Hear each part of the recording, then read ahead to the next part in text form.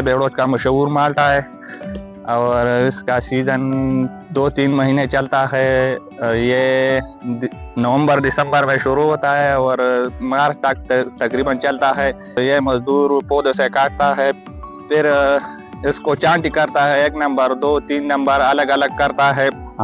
हमारा इलाका है मर्दान में, इधर बेड़ोच आता है। इसका माल्टा है, बहुत अच्छा माल्टा है माशाल्लाह।